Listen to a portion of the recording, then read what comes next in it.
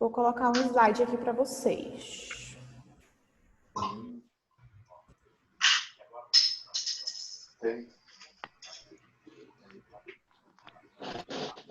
A gente vai começar a revisão, a gente vai seguir o ciclo realmente de quando a gente nasce. Então, eu vou começar falando desde o recém-nascido, até chegar na criança, até chegar na adolescente, para a gente conseguir seguir esse ciclozinho para ficar mais organizada a revisão. Gente, quem não for falar para tirar dúvida, desliga o microfone, por favor, porque dá uma atrapalhada, que fica falando no meio do negócio, fica fazendo barulho. Tá todo mundo ouvindo? Sim. Sim. Então, vamos começar. Revisão de saúde da criança e do adolescente. Muitos de vocês participaram das lives que a gente fez, então, como é uma revisão, muita coisa vai estar repetida. Então, a gente vai tentar frisar o máximo de assuntos possíveis e não vamos aprofundar tanto em todas as matérias, porque não tem como, nosso tempo é limitado. Então, vamos lá. A gente vai começar falando... Mostra pra cá. Gente, desliga o microfone, quem não está tirando dúvida, tá ok? Então, vamos lá. Vai começar falando sobre o recém-nascido. Assim que a pessoa nasce, quais são os cuidados que a gente tem que ter. Então, a gente tem que ter, primeiramente, uma assistência imediata. Assim que o bebê sai de dentro da mulher, seja pela barriga, seja pela vagina, independente do tipo de parto, assim que ele sai, a gente tem que ter alguns cuidados com o recém-nascido. Por quê? Primeiro, a gente tem que manter o equilíbrio desse recém-nascido. Lá dentro da barriga da mãe, tinha uma temperatura, ele respirava de uma maneira, a circulação corpórea dele era de uma maneira, e agora ela é diferente. Então, a gente tem que conseguir equilibrar isso. A gente vai equilibrar a temperatura, a gente vai garantir que as vias aéreas superiores dela estejam permeáveis. O que é isso? Não tem nada obstruindo a passagem de ar pela boca ou pelo nariz. Apesar disso, antigamente, assim que o bebê nascia, a gente pegava aquele aspiradorzinho e aspirava nariz e boca. Atualmente, a gente não faz mais isso em todos os bebês, de rotina. A gente só vai fazer quando tiver alguma indicação para isso. Quando o bebê está com alguma dificuldade respiratória, quando por alguma razão ele não está conseguindo respirar. Caso contrário, o bebê nasceu normal, respirando, chorando, nasceu saudável, a gente não vai usar o aspirador na boca e no nariz. Vamos tentar manter a temperatura corporal.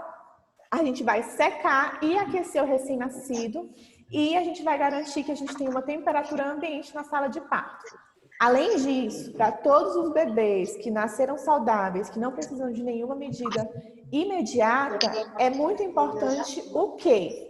Contato pele a pele entre mãe e bebê. Assim que o bebê nasce, é importante que a gente, se não precisar de reanimação, se não precisar de algum atendimento naquela hora imediata, a gente coloque ele em contato pele a pele entre mãe e bebê. Isso é muito importante. Primeiro, isso vai garantir a criação de vínculo entre mãe e filho, vai garantir essa questão do contato, do carinho, já assim que ele sai da barriga. Outra coisa, que vai ajudar a manter esse bebê aquecido, vai ajudar a manter a temperatura corporal dele. Além disso, nesse mesmo momento, a gente já tenta incentivar o aleitamento materno na primeira hora de vida.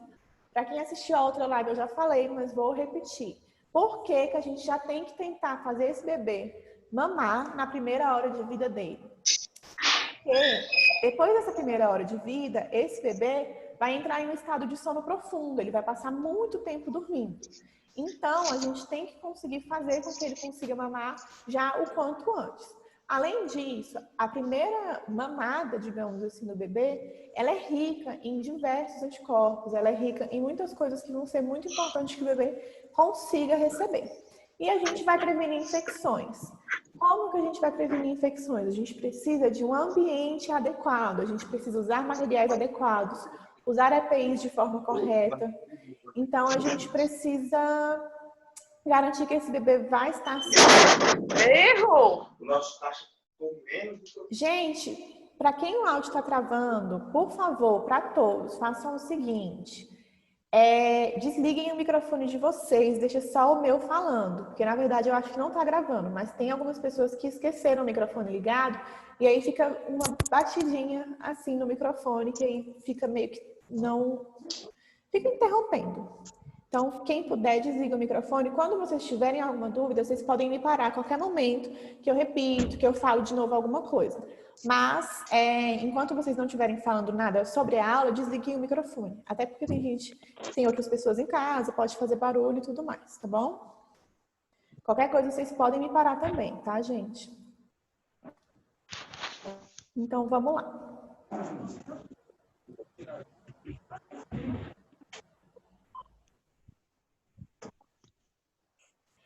E aí, nesse primeiro recebimento, nessa primeira recepção do bebê, é muito importante, vocês já devem estar sabendo, que a gente realize o índice de Apgar. O que é o índice de Apgar? Ele vai me dar uma nota, o bebê vai tirar uma nota, de como é que estavam as características dele no primeiro e no 5º minuto de nascimento.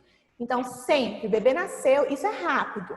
Então, assim, é um processo meio que já de imediato, já é automático que a gente olha essas características assim que ele nasce.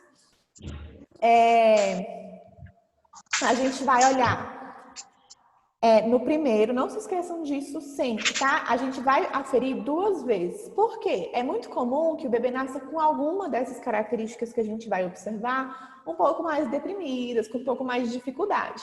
Não necessariamente indica que é uma coisa grave. Por essa razão, a gente avalia em 2 momentos. Então, vamos avaliar o primeiro e 5º minutos. Deixa eu só dar uma olhadinha aqui no chat. Voltar. Gente, não vou mexer com isso. Só desliguem o áudio. Quem quiser pode falar alguma coisa, pode mandar o chat. Mas não vou me aprofundar muito nessas funções. Vamos lá. O que a gente vai observar no índice de Apgar? A gente vai observar frequência cardíaca, quantos batimentos o coração desse bebê está tendo por minuto. A gente vai observar esforço respiratório, se esse bebê está com dificuldade ou não de respirar, se ele está respirando tranquilamente. Tônus muscular. Esse bebê... Só um pouquinho. Esse bebê, ele vai estar com força nos músculos, vai conseguir dobrar, esticar as perninhas e os bracinhos ou não. Irritabilidade reflexa, o bebê nasceu respirando ou chorando e cor. Na cor, é muito comum que normalmente a gente perca um pontinho no primeiro minuto e recupere ele no 5º minuto. Por quê? Deixa eu passar aqui para o próximo slide para detalhar um pouco melhor para vocês. Na cor, é muito comum que o bebê nasça com cianose nas mãos, nos pezinhos. O que é cianose? Aquela coloração um pouco mais arroxeada. Isso é uma coisa grave? Não, é muito, muito, muito comum. Quase todos os bebês nascem. É difícil um que nasça completamente rosado. Dentro da barriga, como eu falei, a temperatura é diferente do que aqui fora. Então, ele demora um certo período para ele conseguir se adaptar. Por essa razão, ele pode ficar um pouquinho mais roxinho nas extremidades. Então, vamos lá. Vamos olhar como é que a gente vai dar essas notas. As notas do índice de Apgar vão ficar entre 0, 1 e 2. Na frequência cardíaca, se a frequência cardíaca desse bebê está ausente, o que é uma frequência cardíaca ausente? O coração dele não está batendo. A gente vai dar nota 0. Se a frequência cardíaca está lenta, abaixo de 100 batimentos por minuto, a gente vai dar nota 1. Se a frequência cardíaca está normal, acima de 100, a gente vai dar nota 2. Para quem não sabe, para quem ainda não lembra dessa parte, os recém-nascidos, os bebês, têm a frequência cardíaca mais acelerada do que a nossa. Então, por exemplo, para mim, meu corpo, uma frequência de 100 batimentos por minuto é alta, mas para um recém-nascido é normal. Aliás, ela tem que estar acima, de preferência acima de 120.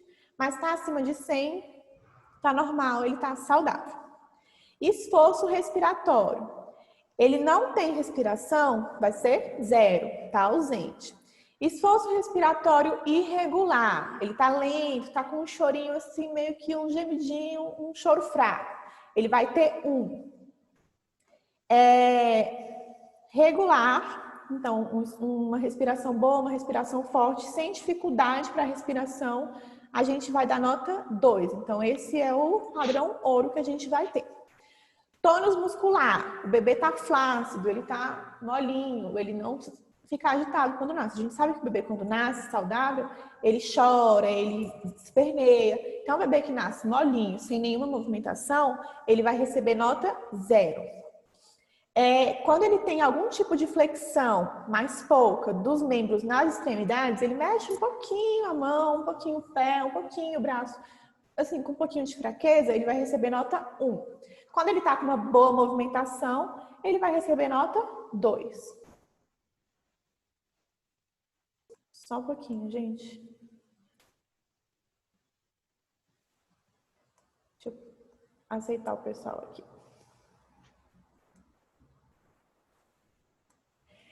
E o próximo, irritabilidade reflexa. Irritabilidade reflexa, ele não está demonstrando nenhum tipo de reflexo que nasceu, está ausente, ele vai receber nota 0. Se ele faz uma caretinha, tem algum tipo de reação, ele vai receber nota 1. Ou se ele está com choro, com espirro, que é um bebê assim mais agitado, que está realmente tendo reflexos, ele vai receber nota 2. Na cor, o bebê está cianótico, de novo. O que é cianose? Ele está arroxeado. Quando tem alguém, tanto um bebê quanto uma pessoa adulta, com cianose, que ele fica com a pele mais roxinha, isso indica que está faltando oxigênio nesse local. Oxigênio e circulação sanguínea, os dois andam juntos. Todo mundo, quando era mais novinho, provavelmente já fez essa brincadeira, que não é muito boa. Você pega alguma corda, alguma coisa e amarra a pontinha do seu dedo. Se você fizer isso, se você colocar um anel muito apertado, seu dedo vai começar a ficar bem roxinho. Isso significa que ele está cianótico. Por que ele fica desse jeito? A gente não deixa mais o sangue passar, corta a circulação sanguínea e aí não tem mais sangue, não tem mais oxigênio. E aí o dedo vai ficando roxinho. Isso acontece muito em baixas temperaturas, quando a gente está com alguma dificuldade de circulação, que o sangue não circula de forma correta e completa por todo o nosso corpo, a gente já é adulto. O nosso corpo tem a tendência, como se fosse uma resposta automática, de ele concentrar o sangue nos nossos órgãos vitais. Então, por exemplo, o que eu preciso para viver? Eu preciso do meu dedo? Não, eu preciso do meu coração, eu preciso do meu pulmão, eu preciso do meu cérebro. Então, meu corpo concentra o sangue nesses locais e aí ele vai retirar um pouquinho a concentração das extremidades. Então, a gente pode estar cianótico também por essa razão. No caso dos bebês, é muito comum que ele fique só com as extremidades cianóticas, por causa da temperatura mesmo, da adaptação, porque ele estava em um ambiente e agora ele está no ambiente externo, então é diferente. Então, se ele está totalmente cianótico, totalmente pálido, sem coloração nenhuma, ele vai receber nota 0. Se ele está com o corpo rosadinho, mas com as extremidades, a pontinha do dedo, o pé, os lábios, é muito comum também, lábio e língua, um pouquinho cianóticos, vai receber nota 1. Se ele está completamente rosado, ele vai receber nota 2. O que a gente vê muito comum? O bebê no primeiro minuto de vida recebeu nota 9. Por quê? Perdeu um pontinho aqui na coloração. E aí, no minuto de vida, ele recebe nota 10 porque ele já conseguiu se adaptar e já está com a coloração melhor. Para vocês conseguirem gravar melhor, não precisar ter tanto esses detalhes, gravem sempre. Tem 5 características que a gente vai observar no índice de Apgar. Frequência cardíaca, então, batimentos, esforço respiratório, respiração, tônus muscular, irritabilidade reflexa e cor. Quando é que eu vou dar 0? Quando é que eu vou dar 1? Quando é que eu vou dar 2? Eu vou dar 0 quando algum desse ponto está totalmente ausente. Então, eu não tenho tônus muscular, eu não tenho coloração rosada, eu não tenho alguma coisa, vai ser 0. Se tá muito bom, então se eu tô bem rosadinho, meu bebê nasceu respirando, chorando, nasceu batendo bem as perninhas, nasceu com a respiração boa, nasceu com os batimentos bons, ele vai ter 2. Se ele não tá nem ausente e nem 100%, ele tem uma característica, mas está com um pouquinho de deficiência, ele vai receber nota 1. E aí a gente vai para as pontuações. De 0 a 3, esse bebê está em sofrimento grave. Em grande parte desses momentos, esse bebê vai ser encaminhado para uma reanimação. Por quê? Ele pode estar com os batimentos ruins, função cardíaca ruim, função respiratória ruim. Então, ele, em grande parte das vezes, ele vai para a reanimação. Sofrimento grave, esse bebê recebeu de 0 a 3 pontos. Sofrimento moderado ou intermediário, esse bebê recebeu de 4 a 6 pontos. E ausência de dificuldade na adaptação à vida extrauterina. O que é isso? Esse bebê não tem dificuldade nenhuma, ele está saudável e não tem que ser feita nenhuma medida. De 7 a 10 pontos. Pessoal, de novo, desliguem o microfone, quem não está falando nada, quem não está tirando nenhum tipo de dúvida, porque atrapalha o pessoal a conseguir escutar o que eu estou falando, tá? Só tomar uma água.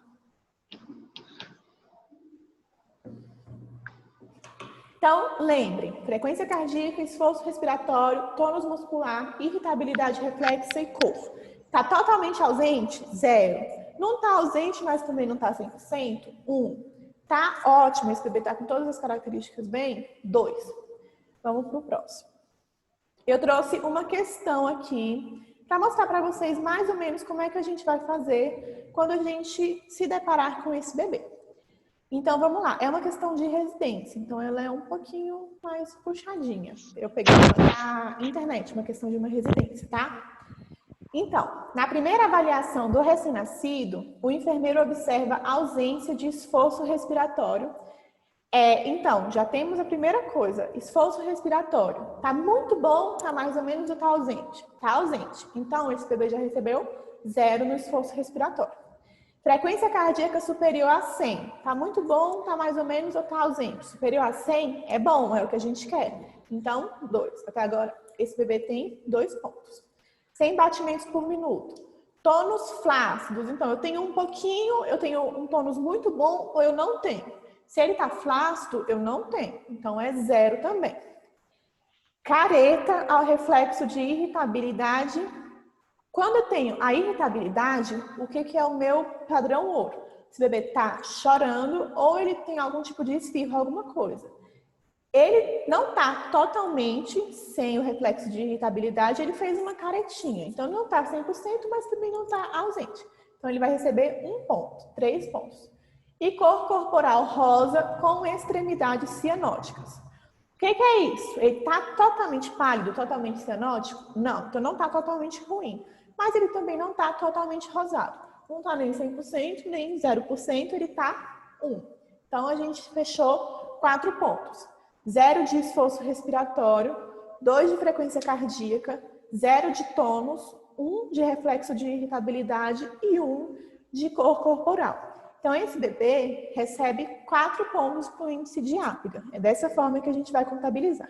Esse bebê com 4 pontos, vamos voltar lá. Com 4 pontos.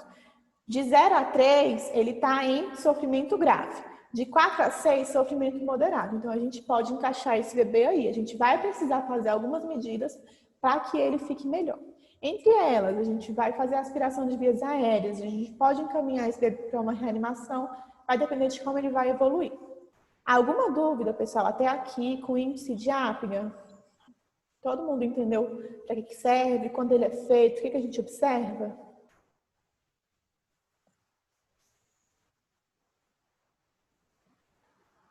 Alguém? Eu gostaria de saber se, no caso, é feito com 1 minuto e é feito com... Não estou conseguindo falar. Tá dando para ouvir? Tô ouvindo. Assim, essa classificação é feita com 1 minuto e depois com 3 minutos e depois com 5 minutos? Não, é feita com aí, 1 minuto e depois com 5.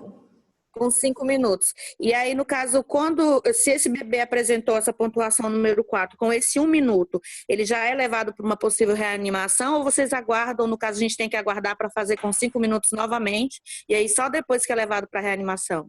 Depende. Por quê? Nesse caso aqui, a gente vai avaliar cada caso. Nesse caso, no primeiro minuto, esse bebê não está respirando, tá? Aqui, ausência de esforço respiratório. Se um bebê não está respirando, não vai ser bom eu esperar mais 5 minutos para ver se ele consegue começar a respirar sozinho, porque muitas vezes esse bebê pode entrar uma parada e a gente perder ele. Então, a gente já começa, não a reanimação propriamente dita, mas a gente já começa alguns passinhos. Lembra que lá no comecinho eu falei que a gente não faz rotineiramente aspiração de boca e nariz? Porque bebê saudável não precisa. Mas nesse caso aqui a gente faz. Porque muitas vezes ele está com muita secreção na boca e no nariz e não está conseguindo respirar. Então a gente já vai começando a fazer algumas medidas. A gente faz essa aspiração, a gente esquenta o corpo desse bebê, a gente faz alguns estímulos para ver se ele consegue reagir. E aí a gente já consegue fazer o de 5 minutos. E aí, se esse bebê reagir, tudo bem, senão a gente já vai fazendo o processo de reanimação mesmo. Mas depende muito de cada caso. Normalmente também, frequência cardíaca, respiração, quando está ruim, a gente já vai logo fazendo os procedimentos, porque não vamos esperar esse bebê até ver se ele melhora sozinho. A gente já tenta melhorar, fazer com que ele melhore. Em regra, primeiro e quinto minuto, gente, sempre. A gente fala assim que nasce porque já é como se fosse automático. O bebê nasceu, a gente já vai olhando esses parâmetros. Mas é primeiro e quinto minuto. A gente faz essa reavaliação. O que é muito comum que vocês vão encontrar. O bebê recebe 7, 8. Na verdade, é mais comum até ele receber 9, 8 no primeiro minuto. E no quinto minuto ele recebe 10 e tá tranquilo, não precisa de nenhuma medida. Só contato pele a pele com a mãe mesmo. Mais alguém quer perguntar alguma coisa? Eu tô olhando o chat também, tá, gente? Se alguém quiser perguntar por lá, não tem problema. Algumas outras... Eita, eu risquei aqui. Algumas outras medidas que a gente vai ter com esse recém-nascido. Falei sobre isso também na live que eu fiz, mas vou repetir aqui de novo.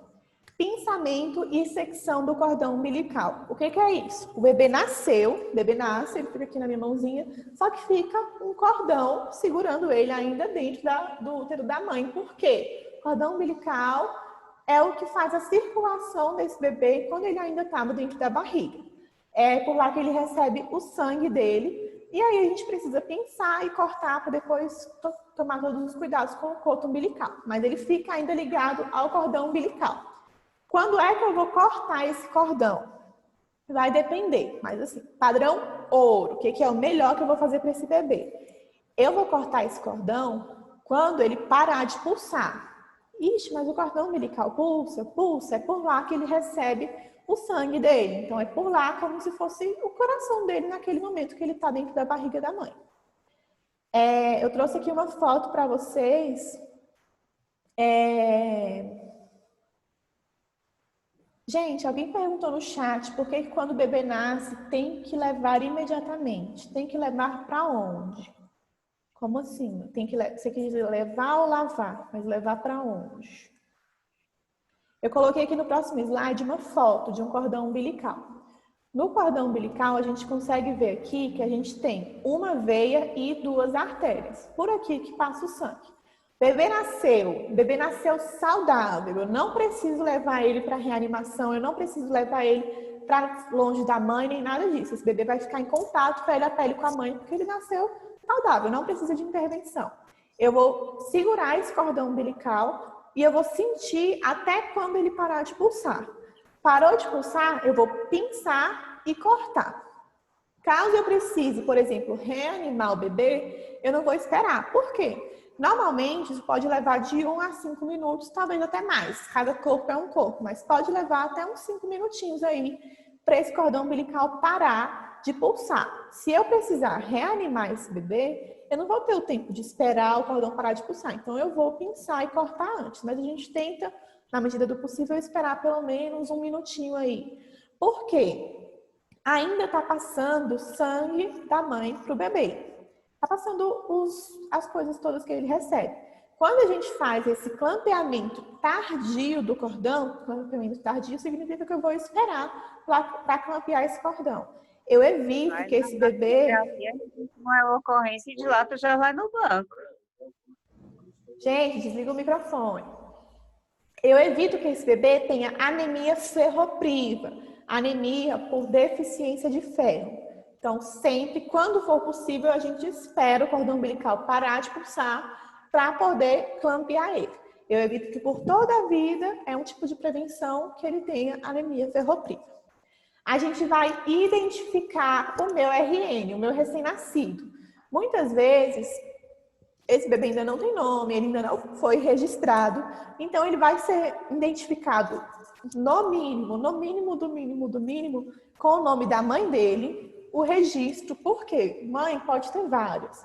Tem muitos nomes comuns, então a gente coloca nome da mãe e o registro, data e hora de nascimento e sexo desse bebê. Ele tem que ser identificado o mais precocemente possível. Eu vou detalhar esses próximos tópicos que eu coloquei, mas só citando. Vitamina K. A gente vai administrar 1 miligrama de vitamina K em todos os recém-nascidos que nascerem. Para que a gente vai administrar a vitamina K? Para evitar algum tipo de doença hemorrágica que esse bebê possa ter. Ele tem um certo tipo de deficiência quando ele nasce. Como eu falei, ele ainda precisa se readequar ao novo ambiente, ao ambiente extrauterino. Então, vitamina K vai evitar que ele tenha doença hemorrágica. Eritromicina ou nitrato de prata. Nitrato de prata é 1%, eritromicina é 0,5%. Para quê? Para evitar que passe da mãe para o filho uretrite gonocócica, basicamente gonorreia. E medidas antropométricas, as medidas do bebê. Deixa eu só dar uma olhada no chat. Sobre o clampeamento e corte do cordão, como se dá a mensuração para o corte? Gente, a gente faz o corte, o clampeamento em 2 locais. Então, eu tenho aqui o cordão umbilical, aqui eu tenho o bebê e aqui eu tenho mãe. A gente vai clampear em 2 locais, de um jeito que fique próximo do bebê, para que não fique muito grande o coto, que depois a mãe vai ter que fazer o curativo. Clampeio aqui, aqui e corto no meio. Muitas vezes, até principalmente quando é parto humanizado, a médica, a enfermeira, coloca o próprio pai, o próprio acompanhante para clampear ou para fazer a secção do cordão umbilical, porque é um procedimento simples e é para ele participar, sentir que está participando do parto. É muito comum, se alguém quiser ver vídeo no YouTube, alguma coisa do tipo, que coloquem o pai ou alguém para fazer esse clampeamento. Vamos lá para o próximo.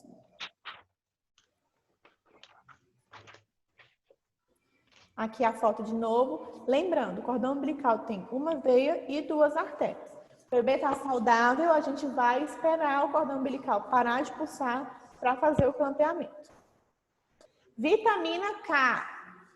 Se eu tenho algum tipo de deficiência, de carência de vitamina K, isso pode acarretar em hemorragia, decorrente da não ativação de proteínas dependentes da vitamina K. Apesar disso poder acontecer em qualquer pessoa pode ter deficiência de vitamina K e pode ter doença hemorrágica, o recém-nascido está mais suscetível. Por quê? Ele tem menores níveis de fator de coagulação e menor reserva de vitamina K. Então, como regra, todos os recém-nascidos, qualquer bebê que nascer, a gente vai administrar vitamina K para profilaxia de doença hemorrágica. Profilaxia é a mesma coisa de para prevenção de doença hemorrágica, tudo bem? Ela vai ser administrada por via intramuscular, na coxinha do bebê, na dose de 1 miligrama. Esse método tem a melhor relação de custo-efetividade. Então, assim que o bebê nasce, ele vai levar essa injeção por via intramuscular e pronto. Alguns pais se negam a autorizar o bebê receber essa vitamina por via intramuscular. A gente tem como fazer ela por via oral, a mãe pode adquirir essa vitamina, comprar e dar para o bebê por via oral, se ela não quiser que ele receba essa furadinha. Mas ela é por mais doses. Aqui é uma dose única, o bebê vai tomar e pronto. Por via oral, ela vai precisar de mais doses, então precisa de um pouco mais de disciplina para conseguir fazer de forma correta e efetiva. Gente, vou falar já da eritromicina e do nitrato de prata. Só um pouquinho que eu já detalho um pouquinho mais para vocês, tá?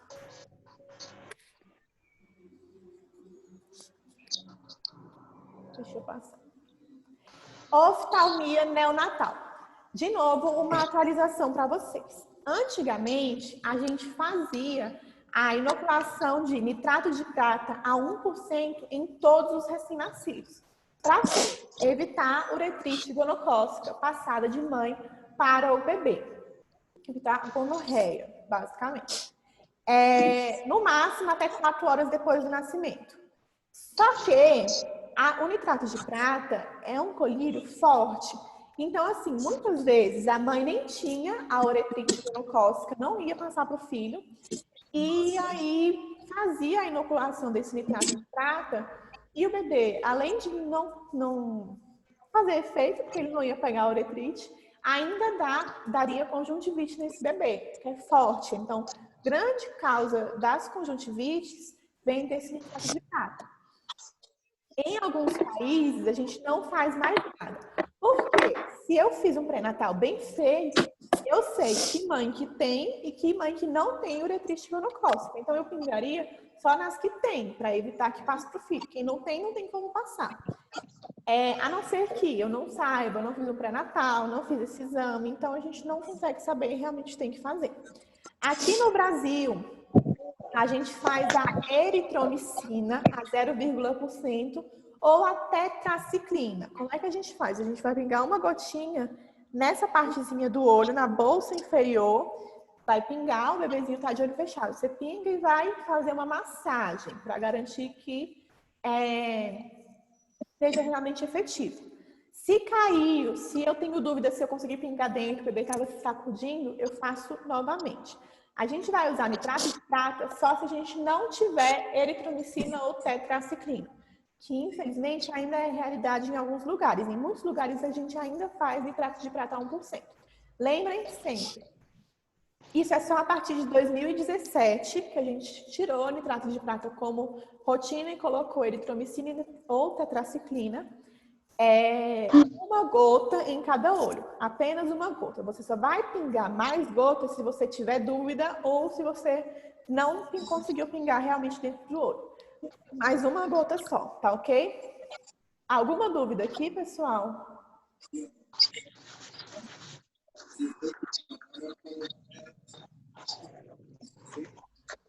Quem estava perguntando sobre a eritromicina no chat, conseguiu tirar a dúvida? Pessoal, desliga o microfone, por favor. Aqui. Então, vamos lá. Continuando. Um resumão de tudo, então, de todos os cuidados que a gente vai ter. Índice de Apgar, primeiro e quinto minutos de vida de forma rotineira.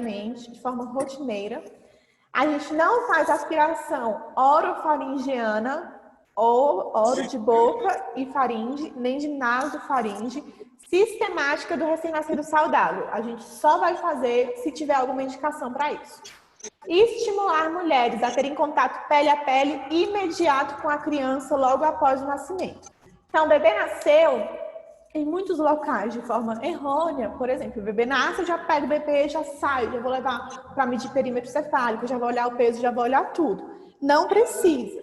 Se o meu bebê nasceu saudável, isso é uma coisa que pode esperar. Esse bebê não vai ganhar peso daqui 1 hora, por exemplo. Então, pode esperar. O bebê nasceu, tá saudável, contato pele a pele da mãe com a criança. Isso ajuda na temperatura corporal, isso ajuda a criar vínculo, ajuda a gente já a conseguir estimular o início precoce do aleitamento. É importante, se for possível, que essa mãe já amamente na primeira hora de vida do bebê. Gente, vou voltar um pouquinho. Uma pergunta que fizeram aqui no chat. A credeização não é administrada em todos os RNs? Sim, a credeização, o método CREDE, é o que a gente faz a administração de nitrato de prata, 1 gota em cada olho. Ela é feita em todos os recém-nascidos. A diferença é que agora, quando a gente tem disponível, a gente usa a tetraciclina ou a eritromicina. Mas também é para evitar, para fazer a mesma coisa que o nitrato de prata. Em muitos locais, na maioria, ainda é usado nitrato de prata.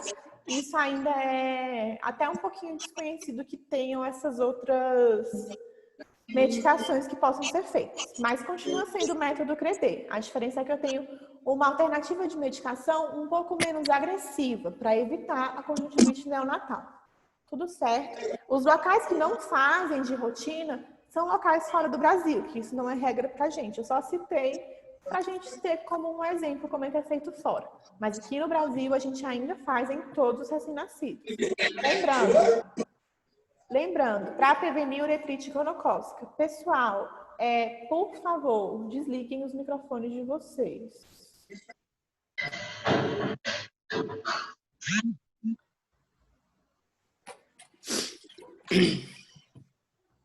Eu vou... Tá todo mundo escutando? Tá travando alguma coisa assim? Sim, não. Tá bom, então vamos lá. Cobrir a criança com o campo ou com toalha morna para manter aquecida enquanto mantém o contato pele a pele. Então a gente vai cobrir essa criança, por quê? Ela vai nascer com alguns fluidos, então a gente tem que manter ela sequinha para ela conseguir garantir a temperatura corporal dela. De novo, como eu falei, vou repetir aqui porque está no tópico. Evitar a separação da mãe e do filho na primeira hora após o nascimento para procedimentos de rotina, como, por exemplo, pesar, medir e dar banho. A não ser que a própria mãe solicite ou que a gente realmente precise fazer alguma coisa imediatamente. Por exemplo, eu preciso reanimar esse bebê, eu preciso aspirar vias aéreas porque ele não está respirando. Aí eu vou separar, não vou fazer contato pele a pele imediato. Mas... por via de regra, esse bebê vai ficar com a mãe assim que ele nascer e depois que a gente vai levar para pesar, para medir. Sobre o banho, a gente ainda vai chegar lá, mas quando o bebê nasce, ele nasce com uma quantidade de vernix caseoso. O que é o vernix? Aquela pelezinha branca que vem recobrindo a pele dele. Ela serve principalmente para fazer a proteção da pele do bebê. Então, o ideal quanto ao banho é que a gente espere 24 horas do nascimento para dar o primeiro banho do bebê. Por quê? O vernix é importante para a proteção da pele desse bebê. Nessas 24 horas, o bebê vai absorver para a pele dele uma quantidade boa desse vernix. Depois disso, a gente pode tirar o restante, mas é importante que a gente deixe ali um tempo isso para ajudar na proteção da pele desse bebê. Pesar, fazer as medidas, a gente pode fazer depois desse contato pele a pele. Estimular o início precoce do aleitamento materno, idealmente padrão ouro na primeira hora de vida, como eu já falei. Registrar circunferência cefálica, temperatura corporal e peso após a primeira hora de vida. Circunferência cefálica, aonde é que eu vou medir? Eu tenho aqui na minha cabeça osso frontal, ossos parietais na lateral e osso occipital aqui na parte de trás. Eu vou com a fita do osso frontal para o osso occipital e vou fazer essa medida. Normalmente, tem ali mais para frente, mas de 33 a 37 centímetros está normal. Se for medir perímetro torácico, normalmente ele é uns 2 centímetros menor do que o perímetro cefálico. Temperatura corporal, aí vai depender do local, aonde que a gente vai fazer essa medição. E do peso.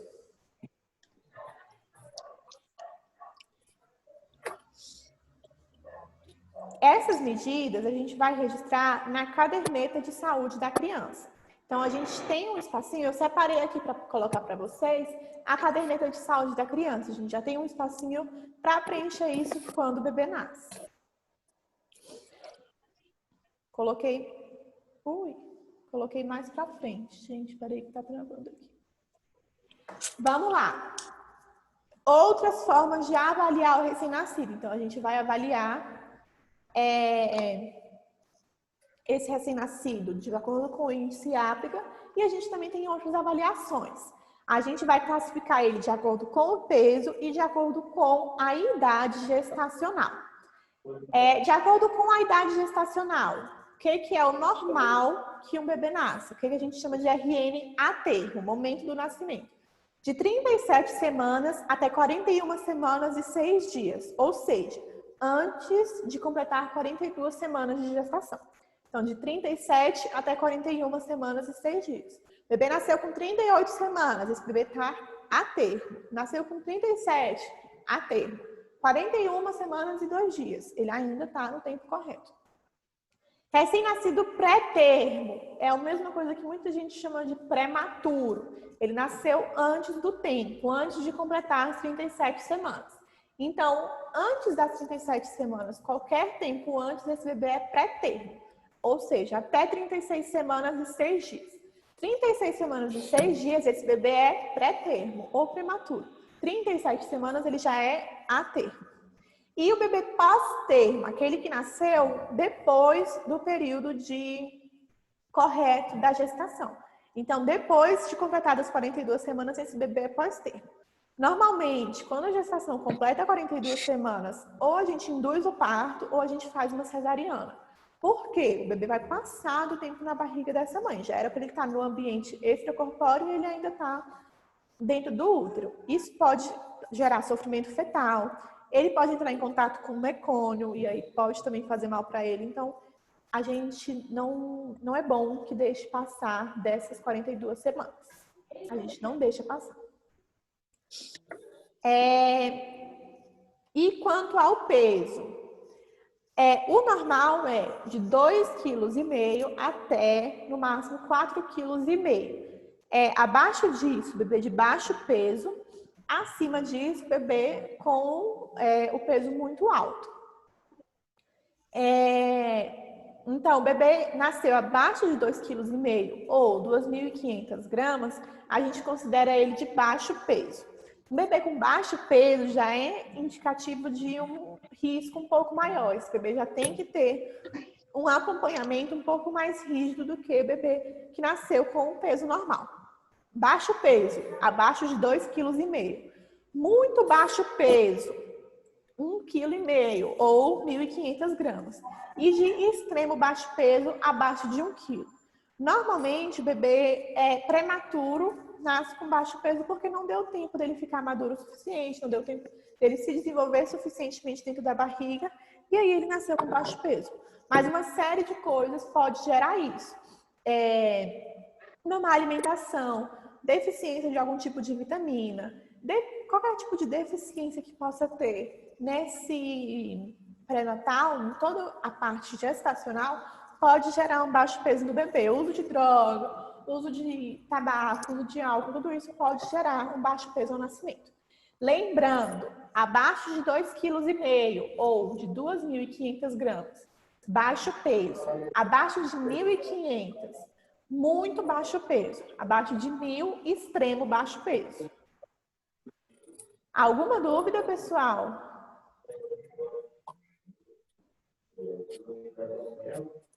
Eu trouxe aqui a caderneta de saúde da criança para mostrar para vocês. Espera só um pouquinho que eu vou abrir aqui. Vou colocar aqui para vocês.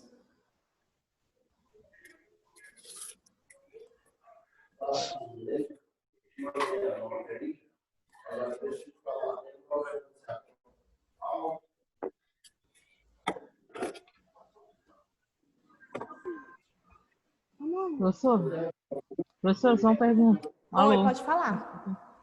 A respeito da prova, vai ser, como é que vai ser a prova? Vai ser no Globo? A gente ainda está decidindo se vai ser no Zoom ou no Google Classroom. Mas vai ser online na quarta-feira. Sou eu que vou acompanhar vocês durante a prova. Que hora vai ser? Gente, quem não está falando, desliga o microfone, por favor. Pode falar.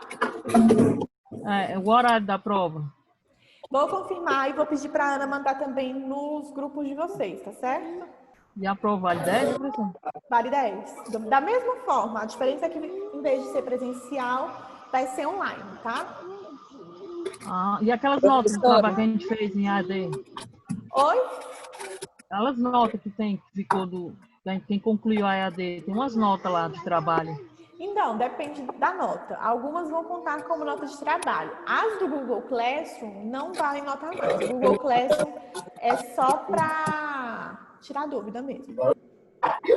Então tá bom, obrigada. Professora, a senhora vai em participante, você consegue fechar o áudio de todos os alunos. Espera aí que eu vou fazer isso. Gente, eu acho melhor, porque tem gente que não está sabendo desligar o áudio. Eu vou desligar o áudio de vocês. Caso alguém queira falar alguma coisa, é só ir na tela de vocês, clicar no microfone que você consegue falar, tudo certo? Caso alguém queira aparecer na câmera para falar, também é só clicar em vídeo. Mas eu vou... A opção também de levantar a mão, professora. Oi? Vai em mais, tem a opção de levantar a mão também. Vai em tá. mais, Eu vi alguém levantando a mão. Então, o pessoal, por favor, desliguem o microfone. Se quiser falar, eu estou olhando tanto o chat quanto escutando vocês. Não tem áudio para você.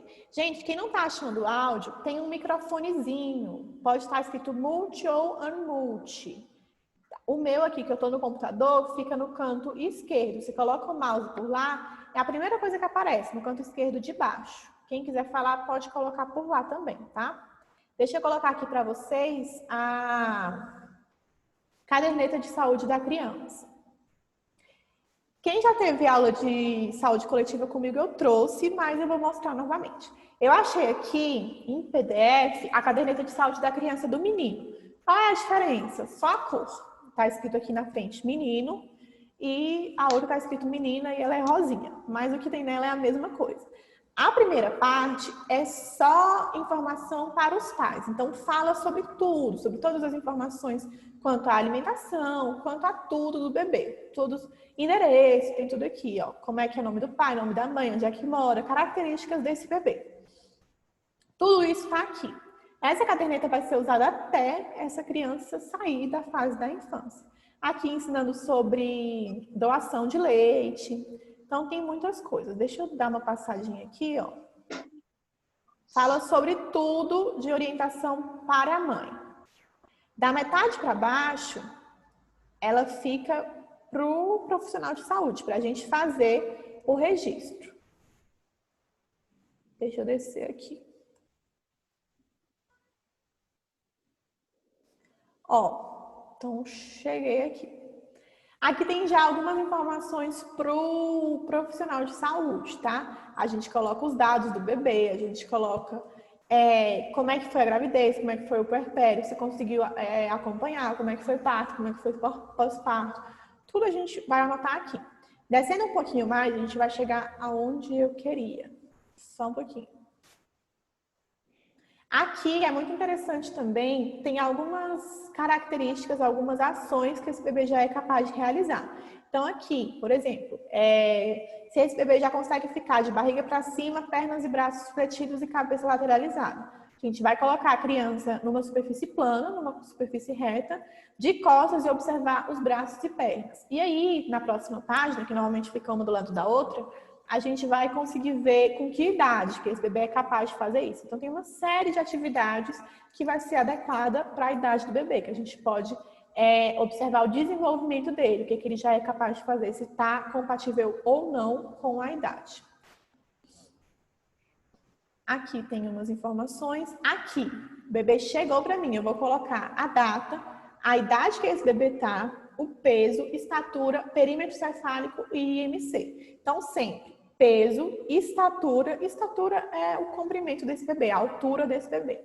Perímetro cefálico e índice de massa corporal, o IMC. Alguém quer falar alguma coisa? Alguma dúvida? Eu vi que alguém aqui levantou a mão.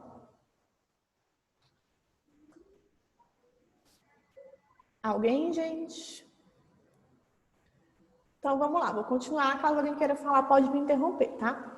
Primeiro que a gente tem aqui, perímetro cefálico. Vocês conseguem ver essa setinha aqui do computador?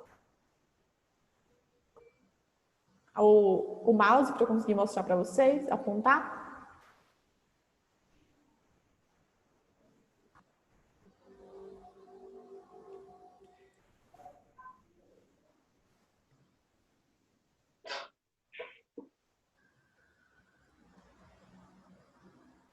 Vocês estão conseguindo ver, gente? Sim, muito obrigada. Alguém perguntou como o IMC é calculado. Já vou chegar lá, só um pouquinho. Perímetro cefálico. Essa linha vermelha, a de baixo a gente chama de score Z -2 e a de cima +2. O ideal é que um bebê saudável esteja entre essas duas linhas vermelhas, acompanhando o padrão da linha verde. Então, aqui embaixo a gente tem idade e aqui embaixo perímetro cefálico em centímetros. A gente vai medir o perímetro cefálico de quando essa criança nasce, com 0 anos, até ela completar 2 anos de idade. Já vou chegar no IMC, gente, só um pouquinho. Perímetro cefálico de 32 centímetros, eu falei 33, errei 1 centímetro. De 32 até 37 centímetros está normal, quando esse bebê tem 0 meses de idade. Quando esse bebê nasce, de 32 a 37 centímetros. Bebê está com 1 mês, ele tem que ter de 34,5 até 39 centímetros e meio. Então, a gente vai sempre seguindo isso daqui. Se passa da linha vermelha ou se fica abaixo da linha vermelha, tem algumas coisas que a gente vai observar. Pode ser algum problema de desenvolvimento. Principalmente quando vai abaixo, pode ser um dos indicativos de microcefalia. O próximo, só um pouquinho, gente. Deixa eu olhar aqui o chat.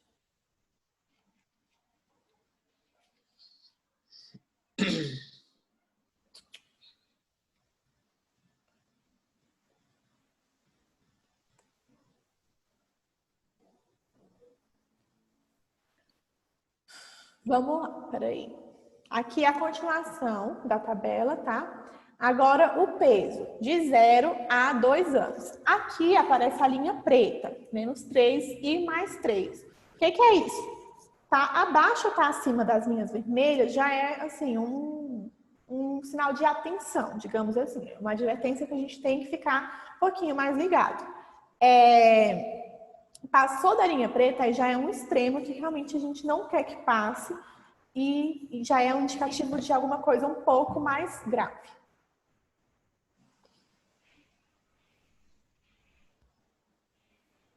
Olha, a Dulce falou aqui pra gente que teve a oportunidade de fazer mensuração dessas medidas no estágio da UBS.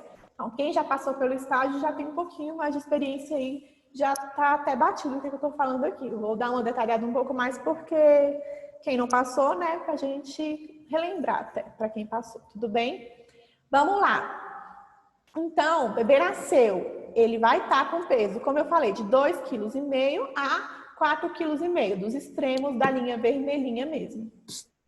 Gente, minha aula vai ficar gravada. Eu estou gravando essa aula, vou postar para todo mundo que não ficou. Caso alguém queira assistir novamente, vai ser a mesma aula à noite, 6h30 às 8 horas. Por que eu vou fazer a mesma aula à noite, se essa aqui vai ficar gravada? Porque tem muita gente tirando dúvida agora. Então, tem muita gente podendo participar. Para quem está trabalhando agora, não pode assistir essa aula de agora, participar à noite também. Então, vai ficar gravada e vai ter uma outra 6h30. Vamos lá, o peso a gente faz da mesma forma, a gente vai registrar e traçar o gráfico de 2,5 kg a 4,5 kg.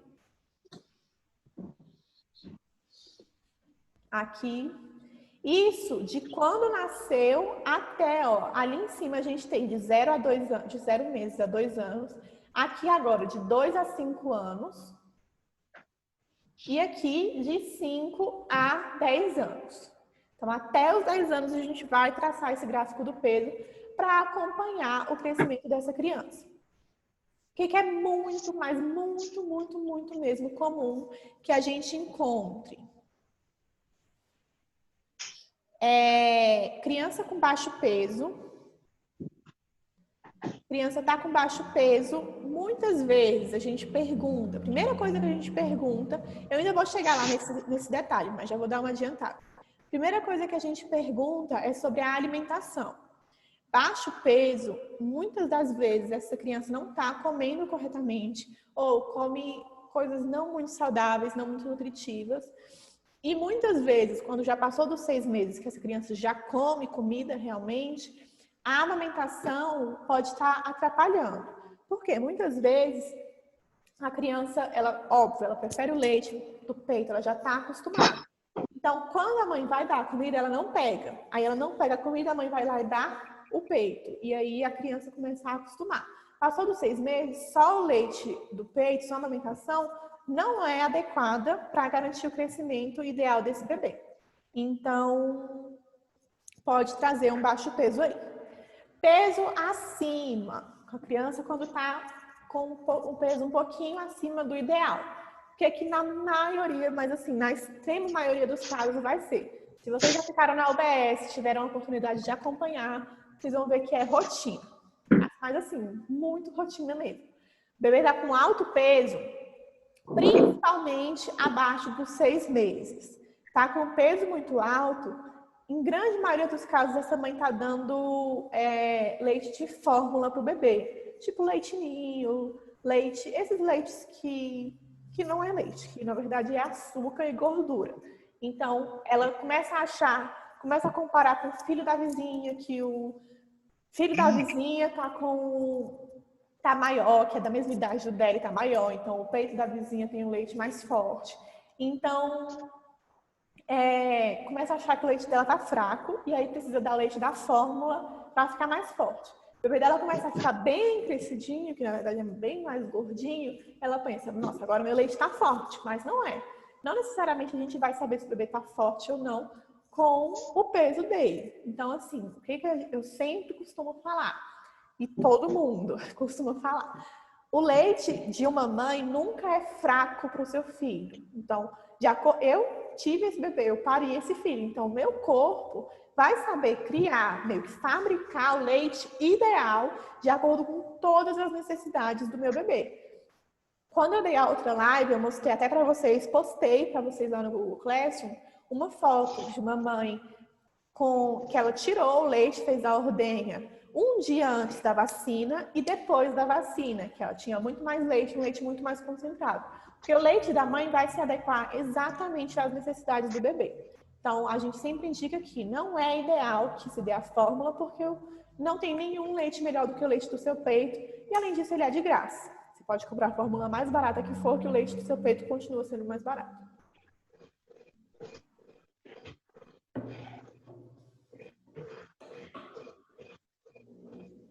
Peso aqui de novo dos 2 aos 5 anos. E agora de 5 a 10 anos. O peso também, mesma coisinha. Comprimento, ou seja, a altura dessa criança. Nasceu com 0 meses, ele vai ter de 46 centímetros até 54 centímetros. Acima disso, ele está muito grande para a idade dele, abaixo disso, ele está pequeno para a idade dele. Então, a gente também vai sempre medir e traçar o gráfico da mesma forma. De 0 a 2 anos, o gráfico aqui. Gente, eu estou mostrando assim um embaixo do outro, mas essa página aqui fica na esquerda, essa aqui fica na direita. Eles são um complemento um do outro, tá certo?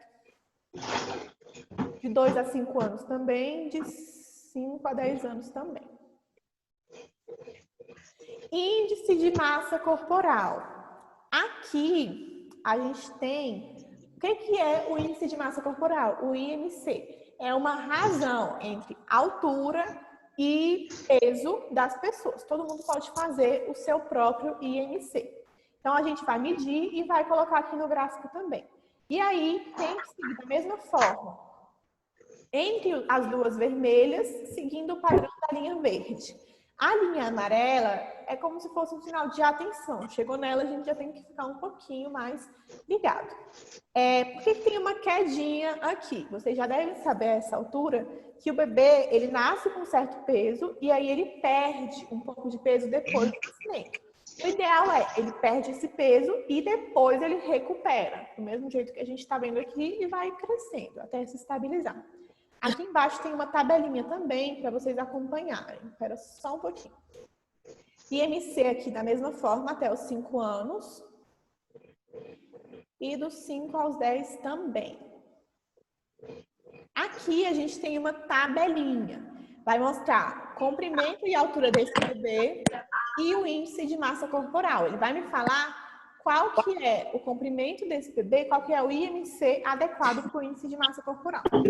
Como é que eu vou calcular o IMC de alguém? Eu tô sem caneta aqui, eu ia anotar no quadro para vocês. Mas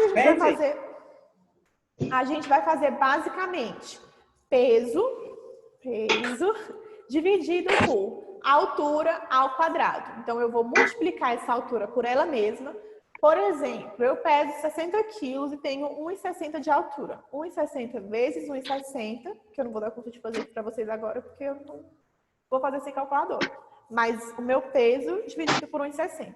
Vou pegar meu celular para calcular para vocês, só para dar um exemplo, tá?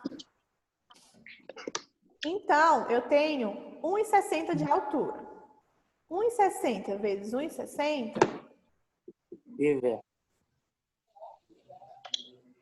dá um número aqui. Então, 60.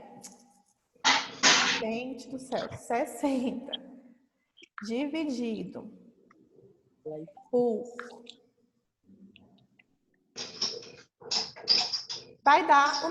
não vai dar certo o meu exemplo, porque eu queria mostrar na tabela aqui para vocês. Mas tem a forma da gente fazer de cabeça. Cabeça não, automático. Deixa eu colocar aqui para vocês. A gente vai no Google, pode ser tanto pelo celular quanto pela internet. Vocês estão vendo aqui, né? Mudou a página para vocês também, não mudou? A gente vai colocar IMC no Google, simplesmente. Revisão da prova e para entrar no Zoom precisa de senha. Oi? Uhum. Senha? Precisa de senha. Por que eles não fazem pelo chat? Gente, é comigo que vocês estão falando. Ele é mais complicado do que o outro. E eles não mandou senha, eles só mandaram o link. Aí eu tive que fazer o quê? Aí eu... Gente. Rodar muito Desliga o microfone, pessoal. Tá trabalhando na aula. para entrar. Porque o meu instalado precisava de senha, entendeu? Aí ele não falou nada, eu tive que... Gente, vamos lá. Olha só. Vocês estão acompanhando aqui, não estão? Entrei num site, que eu não sou muito de cálculos. É só entrar em qualquer site e colocar IMC no Google. Você vai colocar o seu nome, a sua idade. Vou jogar uma idade aqui, 32 anos. Altura, vou colocar aqui 1,60. Peso, vou colocar o mesmo que está aqui no exemplo. 62,5. Nível de atividade física. Do bebê não vai ter o nível de atividade física porque é um bebê. Mas vamos colocar aqui, moderado. E aí a gente vai calcular. Aqui ele já me dá o resultado. Se for um bebê, por exemplo, eu vou pegar esse resultado e vou lá na caderneta e vou olhar se está ou não adequado de acordo com o comprimento dele aqui, a altura e quanto que deu o IMC. Para uma pessoa adulta, por exemplo, se vocês quiserem fazer para vocês mesmos, já fala aqui, tá magro, para minha faixa etária no caso. De 18,5 a 47,4, tá normal, desse tanto aqui.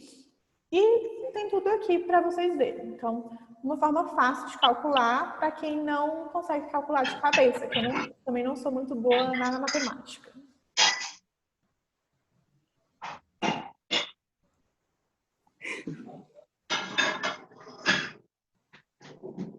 Gente, eu coloquei mudo, tá? Quem estava fazendo barulho, porque senão eu não consigo falar.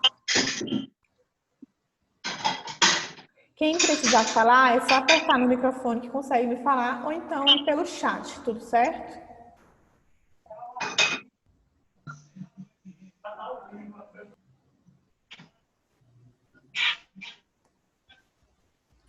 Aí, coloquei mais gente no mudo, gente. Gente, agora eu acho que foi. Eu não queria deixar as pessoas mudas desse jeito, porque, né? Mas estava atrapalhando o pessoal que estava escutando. Deu certo? Todo mundo entendeu? IMC. Vou voltar lá para nossa aulinha, lá no PowerPoint. Deixa eu colocar aqui. Todo mundo voltou para cá, né?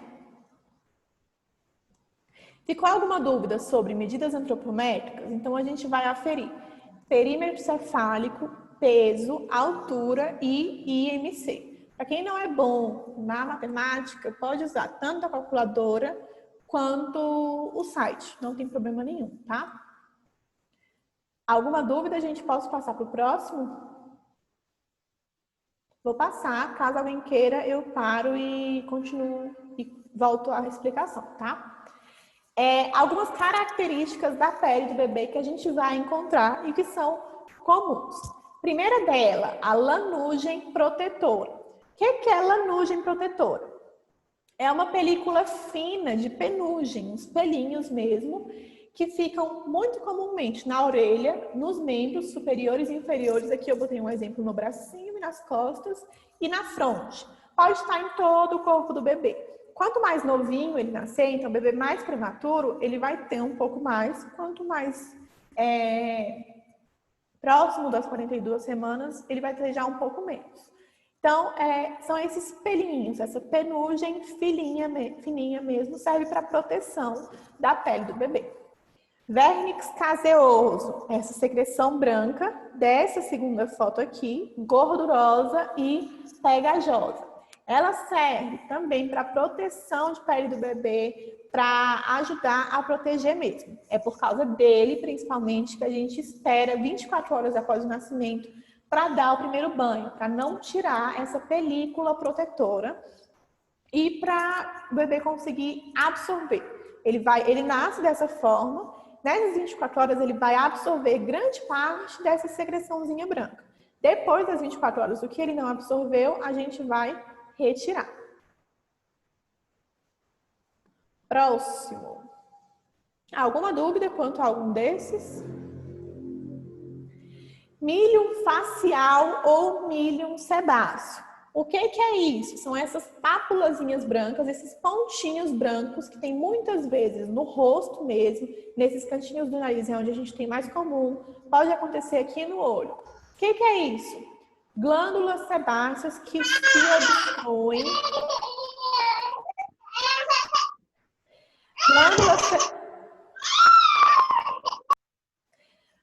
Thaís Rabelo, desliga aí seu áudio, tá atrapalhando. Desliguei, gente, calma. Glândulas sebáceas que ficam obstruídas e por isso acontece essa pequena inflamaçãozinha. Então, milho facial ou milho sebáceo. A obstrução da glândula sebáceas que geram esses pontinhos branquinhos. Cianose local, como eu falei, é comum por causa do resfriamento. Dentro da barriga, era mais quentinho para ele do que aqui fora. Então, ele vai ficar todo rosadinho, tá vendo?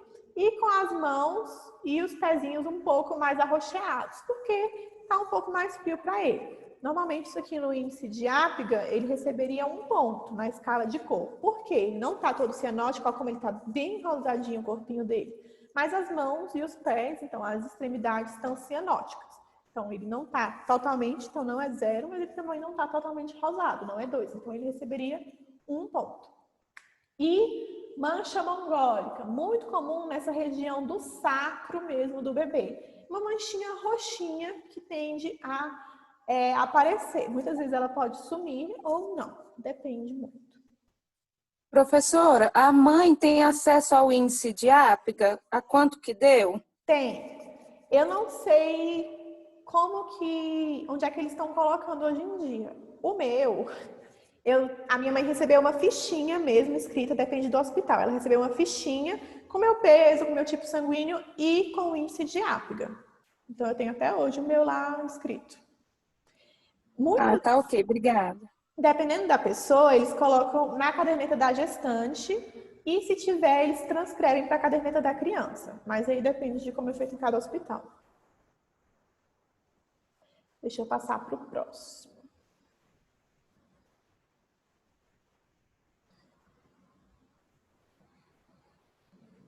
Vamos lá. Crescimento e desenvolvimento. Então, a gente já passou dessa fase do recém-nascido e a gente está indo para a criança. Nas crianças, a gente tende a acompanhar muito o crescimento. Já dei até uma adiantada aqui com vocês sobre o aleitamento. Mas, o que é o crescimento? O aumento do tamanho corporal, e ele vai aumentar quando esse bebê para de aumentar a altura. Então, crescimento linear. Quando ele engorda, a gente não considera um crescimento realmente, porque a gente pode engordar até o final da vida. E continua engordando até o final da vida, infelizmente. Processo dinâmico e contínuo. Então, ele vai acontecer desde a concepção até o final da vida. O crescimento, ele vai sofrer influência de fatores intrínsecos e fatores extrínsecos. O que significa fatores intrínsecos? Fatores internos mesmo de dentro do nosso corpo que a gente não é capaz de mudar, como a genética. Por exemplo, se o meu pai tem 1,5 m de altura e a minha mãe tem 1,40 m de altura, dificilmente eu vou ter 1,80 m. Então, são fatores que eu não consigo mudar, vai vir da minha própria genética, de cada pessoa é diferente da sua maneira, e a gente realmente não consegue mudar. Fatores extrínsecos são fatores ambientais. Principalmente em crianças menores de 5 anos, os fatores extrínsecos são muito mais influentes. Então, por exemplo, a alimentação, como eu falei, criança com 6 meses, 1 ano, até 2 anos, grande parte da influência é de como está sendo feita essa alimentação, a amamentação e a introdução alimentar. Além disso, cuidados gerais. Se essa criança está dentro de um ambiente de violência, se essa criança é maltratada, se essa criança fica sempre doente, se essa criança está em um lugar que é sujo, que é mal cuidado, isso vai refletir no crescimento dela também. Cuidados de higiene, cuidados gerais. Então, os fatores de fora vão influenciar mais no crescimento das crianças menores de 5 anos do que a própria genética. A genética vai influenciar, por exemplo, numa criança com 10 anos, com 12 anos, se ela vai ficar muito alta ou não. Mas, nesse primeiro momento, é muito mais ambiental mesmo, fator externo. Alguma dúvida, gente? Se vocês quiserem, vocês podem parar, tá? Vou passar para o próximo. Então, de novo, a gente volta para a caderneta de saúde da criança. Aqui, como eu falei para vocês, a da menina é rosinha, do menino é azulzinha. Parâmetros para avaliação, para menor de 10 anos de idade. A gente vai fazer o perímetro cefálico, lembrando, o perímetro cefálico é de 0 a 2 anos. Mas é para menor de 10 anos, então também está incluso. Peso para a idade, de 0 a 2, a gente tem um gráfico, de 2 a 5 outro, de 5 a 10 outro. Comprimento e estatura, desde quando nasce até completar os 10 anos, e IMC também, tá? Algumas observações que são importantes. Diversas partes do corpo apresentam diferentes ritmos de crescimento. Então, a cabeça no feto, aos 2 meses de vida intrauterina, normalmente ela é 50%.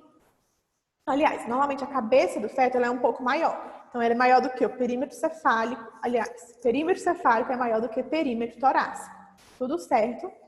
A cabeça do feto tende a ter esse tamanho um pouquinho maior quando ele é novinho, até os 2 meses de vida. Normalmente, 50% do corpo no recém-nascido representa 25% e na idade adulta, 10%. Tamanho da cabeça desse feto. A gente já consegue saber qual vai ser o tamanho quando ele ficar adulto, da vida intrauterina dele. A partir do 5º ano de vida dele, ele tem um crescimento mais ou menos constante. Todas as crianças crescem, não cresce muito, mas também não fica estático, vai crescendo. Cresce uns 5 a 6 centímetros por ano. Até o que a gente conhece como estirão, que é na adolescência, naquele iniciozinho da puberdade. Com 11 anos as meninas e com 13 anos os meninos. E aí, quando chega nesse início da puberdade, no início da adolescência, a gente tem o estirão, que cresce muito mais centímetros por ano. Não é uniforme, então não tem como eu falar, por exemplo, das crianças a partir de 5 anos, de 5 a 6 centímetros. Não tem como a gente saber. Aí, a genética tem uma forte influência. Então, vai depender muito. A velocidade de crescimento não é uniforme. Nesses casos, muitas vezes a gente encontra pessoas que crescem a mais do que o normal, porque tem altos índices hormonais, e que crescem a menos. Eu tenho como exemplo... Oi. É porque tem remédio para crescimento ou não? Tem. É disso que eu ia falar agora. Eu uso como exemplo meu irmão. O meu irmão, ele era bem pequenininho. Então, assim, desde quando ele era... Tipo assim, com 5, 6 anos, até ele fazer 10, 11 anos, todo mundo falava, a gente passa meses sem ver ele, a gente passa anos, ele tá sempre do mesmo tamanho, ele não cresce. E aí minha mãe começou a levar ele em vários médicos, só que existe um padrão que segue. Então ele ainda estava dentro do gráfico, mas já estava bem pertinho da linha vermelha. Tá travando para vocês, gente? Porque tá dando aqui que minha internet tá instável.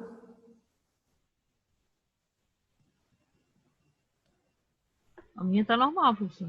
Tá normal? Travou um pouquinho só. Ah, só dá uma travadinha. Vou falar de novo, então. É porque aqui apareceu que a internet deu uma caidinha.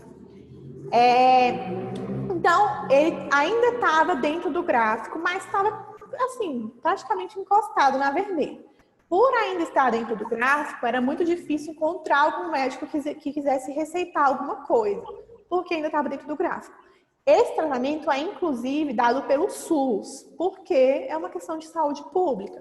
Então, quando essa pessoa está com um crescimento muito exacerbado ou muito baixinho, ela recebe tratamento pelo SUS. Mas tem que estar dentro das características que ele coloca lá como padrão. No caso do meu irmão, não estava. E aí minha mãe teve que ir atrás de vários médicos, até um que falou que, como ele ainda não estava dentro dos padrões indicados, mas já estava chegando, não iam esperar até chegar para começar o tratamento. Então, já iam começar a tratar. E aí ele começou a tomar hormônio mesmo. Ele tomava o que o pessoal, vocês costumam conhecer muito, principalmente nas academias, como GH. É o hormônio do crescimento. Então, ele tomou alguns tipos de hormônio também para retardar a puberdade, porque ele já tinha, não lembro se ele tinha 12 ou 13 anos, mas ele já estava bem próximo da puberdade. Então, tomou também algumas medicações para retardar, para conseguir fazer com que esse estirão durasse mais tempo do que o normal. Ele começou o remédio já um pouco mais tarde e começou a tomar esse hormônio. Ele tomou, hoje ele tem 17 anos. Eu acho que ele parou de tomar no ano passado, mas ele tomou por muito tempo e cresceu. Hoje ele batia assim abaixo do meu ombro. Hoje em dia eu que bato abaixo do ombro dele. Então, realmente funciona. Já conheci filho de um colega, uma filha de um colega, que assim, ele era bem alto mesmo, mas ela estava ficando muito, muito alta. Começou a desenvolver as mamas, começou a desenvolver pelos pubianos, já bem novinha também. Ele levou ela para tratar e conseguiu tratar inclusive no SUS, porque ela estava ficando muito maior do que o normal mesmo. E aí tem diversas consequências. Espera só um pouquinho, gente. E aí a gente tem diversas consequências. Nesse caso, de ficar menor do que o normal, era muito por questões estéticas mesmo. Mas, por exemplo, para essa filha desse meu colega, ela estava entrando na puberdade mais cedo, desenvolvendo mama, desenvolvendo pelo pubiano. Se ela, por exemplo, tem uma menarca, primeira menstruação precoce, ela pode ter a menopausa precoce. Isso vai influenciar até índice de câncer de mama. Isso aumenta o risco de ter câncer de mama, de ter câncer de colo do útero. Então, vai influenciar em toda a vida. Então, é ideal que quando a gente suspeite, caso alguém tenha algum filho, você está acompanhando algum paciente, que você suspeite que esteja pequeno ou grande demais para a idade. Isso, a gente vai avaliar com os gráficos, a gente pode procurar crescimento que o SUS mesmo disponibiliza. Entendido? Vamos lá para o próximo. A alimentação infantil, um ponto muitíssimo importante para o crescimento das crianças. Até os 6 meses, a gente indica somente o aleitamento materno exclusivo. O que é isso? A única coisa que esse bebê vai comer, vai tomar, que vai entrar pela boca dele, vai ser o leite materno. A gente não, em diversos estudos, a gente não consegue observar nenhum tipo de vantagem quando a gente começa a alimentação complementar antes dos 6 meses, podendo inclusive ter prejuízos à saúde da criança. O que muitas vezes a gente observa? Tem muita mãe, porque assim, a gente realmente tem que esperar até os 6 meses para começar a alimentação. Mas a gente sabe que, por exemplo, muitas mães precisam voltar a trabalhar com 4 meses, é a realidade da grande maioria. E aí muitas delas não conseguem continuar fazendo a ordenha e deixando o leite para outra pessoa dar. Então começa a fazer a alimentação complementar antes dos 6 meses. Não é o que a gente gostaria, não é o padrão ouro, mas a gente também não consegue fazer milagre. Então muitas vezes começa. Nesse momento, a gente sempre observa, quando isso acontece, uma quedinha no gráfico. Então o gráfico que estava ascendendo, ele vai ter uma leve queda. Porque ia crescer de uma maneira, estava seguindo um padrão com o leite materno, e aí quando trocou, diminui esse crescimento. E aí, a gente faz até os 2 anos, ou até mais do que isso, aleitamento materno complementado. O que é isso? Essa criança vai continuar recebendo leite materno, então passou dos 6 meses, a gente não tira o peito. A diferença é que agora eu preciso complementar, eu vou dar frutas, eu vou dar outras porções de comida, eu vou começar. Tá. Tá me escutando? Eu tô.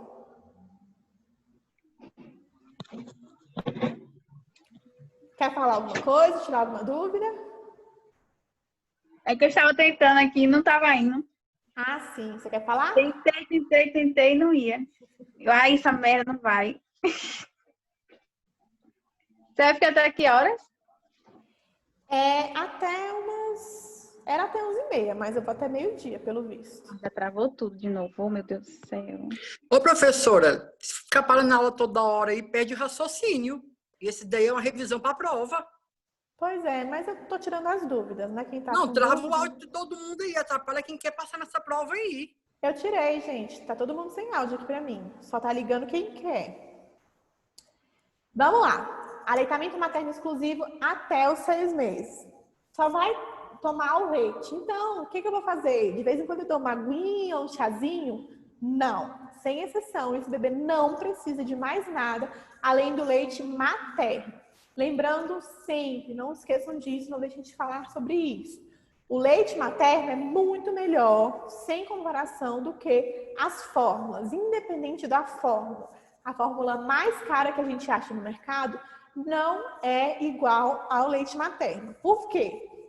Uma fórmula de muito boa qualidade, que é difícil da gente achar, mas tem, ela tem os mesmos nutrientes, mas uma coisa que o leite materno tem e que a fórmula não tem é anticorpos. A gente consegue passar anticorpos da mãe para o bebê, que a gente não consegue com nenhum tipo de fórmula. Tem vários casos em que a gente precisa da fórmula, existem intolerâncias alimentares, existem alergias que a gente precisa, mas sempre que for possível a gente dá somente o leite até os 6 meses de vida. Alguém está aqui perguntando se a prova é para todo mundo ou somente para quem fez a aula online. E será escrito. A prova vai ser de marcar, igual é sempre em sala de aula, vai ser online e vai ser só para quem finalizou o EAD. Então, saúde da criança e do adolescente, todo mundo que terminou, que fez tudo, todas as atividades, assistiu todas as aulas, vai fazer a prova. Quem não fez, quem parou na metade, a gente tem esse controle. Quem parou na metade vai ter que fazer em sala de aula. E aleitamento materno complementado até 2 anos ou mais. Benefícios do aleitamento materno para o bebê, a gente já citou vários. Então, a gente vai ter a boa nutrição, ele vai receber anticorpos, diminuir a alergia alimentar, vai ter um bom crescimento. E o bebê que é mantido em aleitamento materno exclusivo até os 6 meses de idade, ele, inclusive, previne diversas infecções, diversas doenças até o final da vida. Então, a gente tem histórico, a gente tem estudos de bebês que foram mantidos em aleitamento materno exclusivo até os 6 meses. Eles têm um menor índice de internação, menor índice de adoecimento mesmo, porque os anticorpos são bem fortalecidos. Benefícios para a mãe. Aumento da velocidade de involução uterina e redução na hemorragia. Então, pós-parto, o útero volta para o lugar com mais velocidade e diminui a chance de hemorragia. Perda mais rápida do peso acompanhado na gestação, para quem amamenta. Maior interação entre mãe e bebê, praticidade e benefício econômico. Como eu falei, nenhuma fórmula é igual aos benefícios do leite materno, e mesmo que chegue, ela é muito cara. Então, mesmo a fórmula mais barata, ela ainda é mais cara do que o leite materno. Então, o benefício econômico é o melhor possível. Auxílio no aumento do intervalo entre as gestações, por quê? Mesmo que a gente não indique confiar nisso, mas quando a mamãe está amamentando, antes dela ter a primeira menstruação, e quando ela amamenta por livre demanda, ela não é um bom método contraceptivo, então é muito difícil dela engravidar. E diminuição do risco de câncer de mama e de ovário também com a amamentação. Eu citei um ponto importante, me lembrei de falar sobre isso.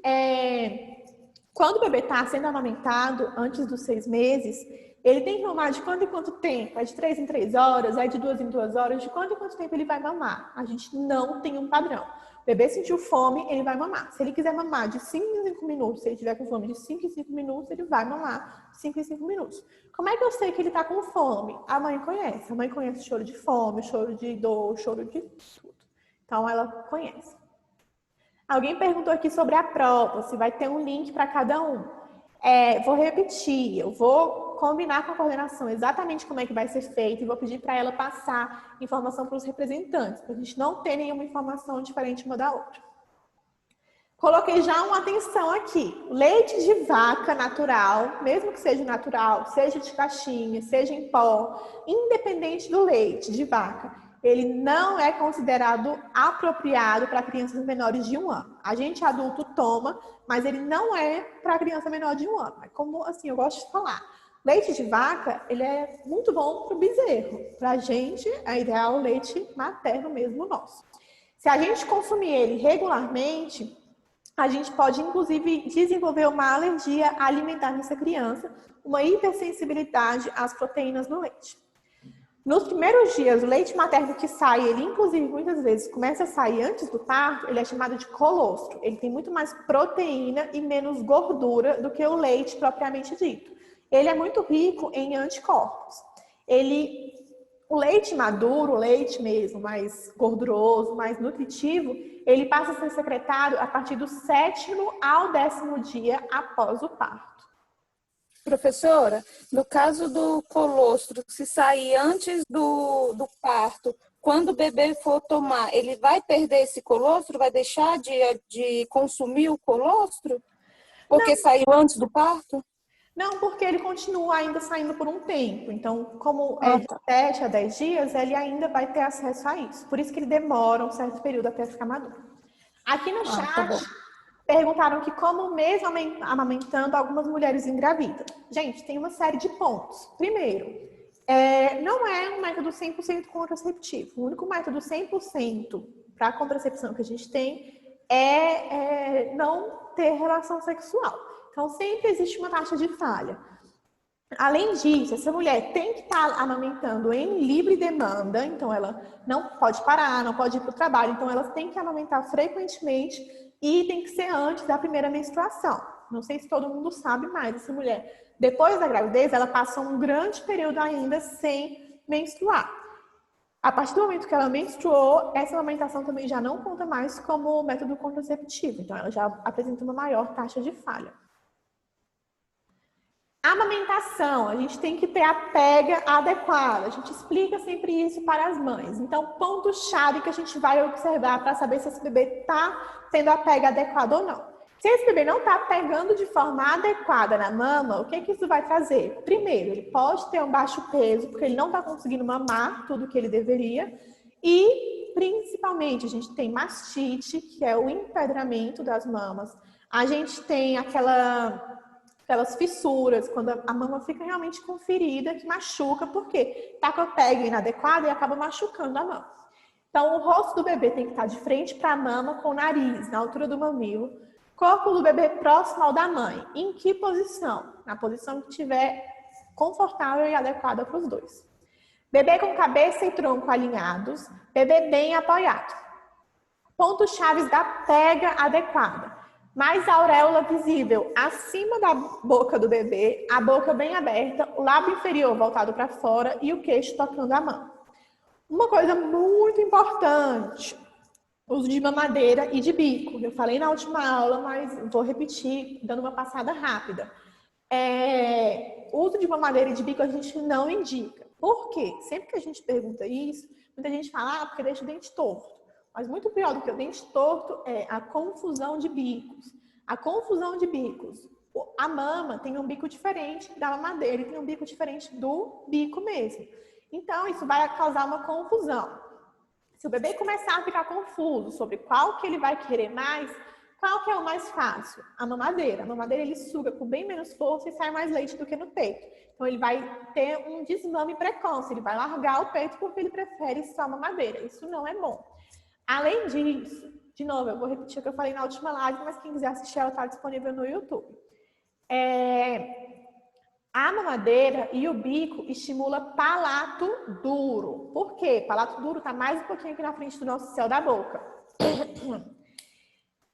A mama estimula palato mole. Palato duro estimula mordida. Palato mole estimula sucção. Se ele começar a confundir, ele pode começar a morder o peito e vai gerar lesão, vai gerar fissura. Então, a mãe precisou sair, precisou tirar o leite para outra pessoa dar, ela vai dar em um copinho, não é na mamadeira.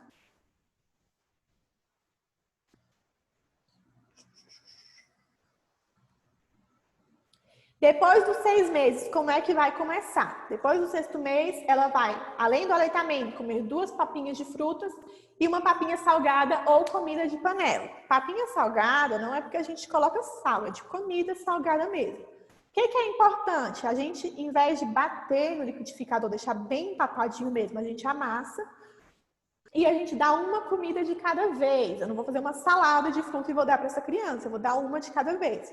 Porque se ela tiver algum tipo de alergia, eu vou saber ao que ela teve alergia. Importante também dar ovo antes dos 9 meses por causa das vacinas. Existem algumas vacinas que usam a proteína do ovo como componente. Essa criança precisa saber se teve ou não alergia. Outro detalhe, gente, essa papinha não é aquela papinha que a gente compra no mercado. A gente mesmo faz e cozinha a nossa comida com o mínimo de tempero, de coisas industrializadas possíveis. Quanto mais natural, mais nutritiva e mais saudável para esse bebê. Depois do 7º mês, vai 2 papinhas de frutas e vai subir para 2 papinhas salgadas, comida de panela. Depois de 1 ano, esse bebê já é para estar conseguindo comer 3 refeições principais da família e lanches. Então, ele já está com uma alimentação adequada de acordo com o que essa família come. O que é importante? A gente bater na tecla de tem que introduzir alimentação. O bebê não está comendo, não troca. Tipo assim, o bebê não quis, vou dar meu peito para ele não ficar sem. Não, porque ele vai acostumar que quando ele não quiser, ele vai ter o leite. E aí ele não vai querer pegar comida. Então, a gente realmente insistir com a alimentação. Chegamos na adolescência. Na adolescência, ela é marcada entre, assim, o período entre a infância e a vida adulta. A gente tem desenvolvimento físico, mental, emocional, sexual e social. Então, começa a cobrança, por exemplo, por faculdade, por fazer alguma coisa, por arrumar um emprego. Ao mesmo tempo, por arrumar um emprego ainda não, mas o que você vai querer fazer? Já tem que começar a decidir essas coisas. Também tem a fase da puberdade, de descobrimento do próprio corpo, descobrimento sexual, o interesse pelo sexo oposto ou pelo mesmo sexo, enfim, interesse por outras pessoas. E a gente tem, assim, esse boom de muitas coisas acontecendo ao mesmo tempo. E por esse motivo que eu falei, de já querer alcançar algumas expectativas que são colocadas por ele. Então, a gente tem algumas coisas que a gente tem que orientar. Quanto a mudanças no corpo, é importante a gente orientar. Quanto a conhecer o próprio corpo, como é que funciona, o que é feito. A gente tem mudanças corporais da puberdade no início dessa adolescência e no final o indivíduo consolida seu crescimento e sua personalidade, obtendo progressivamente sua independência econômica, além da integração em seu grupo social. Muitas vezes a gente lida com violência, é muito comum com adolescentes eles ser vítima de violência ou viver em um ambiente onde a violência está muito presente. Então, a gente tem violência dirigida a si mesmo, que a gente tem um alto índice, inclusive, hoje em dia, de suicídio. Violência interpessoal na família, na escola, bullying, violência coletiva. A gente tem vários tipos. Deixa eu só dar uma olhadinha aqui no chat. Pessoal, se você conseguir assistir todas as aulas online, você consegue fazer a prova? Acredito que sim. Assistir às aulas online e realizar as atividades. E a prova será quarta-feira, depois de amanhã.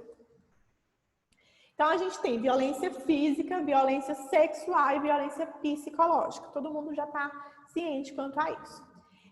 Sinais indicativos de violência. A gente consegue observar lesões físicas mesmo. Presença de IST, aqui nessa imagem que eu peguei tá DST, mas o certo é IST atualmente, porque é infecção sexualmente transmissível. Porque se essa pessoa, se essa criança, se esse adolescente ainda não começou vida sexual, não tem vida sexual ativa e tem IST, alguma coisa de errado tem aí. Como é que ele pegou, o que foi feito com ele que ele entrou em contato com esse IST. comportamento agressivo ou apático, comportamento tenso, afastamento ou isolamento, conhecimento sexual inapropriado para a idade, principalmente quando é com adolescentes mais jovens, 10 anos, até criança mesmo, quando ele sabe de muita coisa sexual que não é comum de uma criança saber, ou então quando ele fala, meu tio, meu coleguinha pegou assim, assim, assim, é bom a gente ficar ligado, não achar que não é nada. Fugas de casa, choro ou tristeza sem causa aparente e comportamento rebelde. Estão perguntando se as aulas online ainda estão disponíveis. Eu acredito que esteja, mas tem que dar uma conferida no portal de vocês, tá? Deixa eu passar para o próximo. Atitudes que a gente vai demonstrar quando esses adolescentes demonstrarem esses indicativos de vítima de violência. A gente não culpa, principalmente quando é vítima de violência sexual, a gente, infelizmente, ainda tem muita cultura de, mas olha a roupa que você estava usando, mas provocou. Não, se alguém foi violentado, se alguém foi abusado, a culpa é total e 100% do abusador.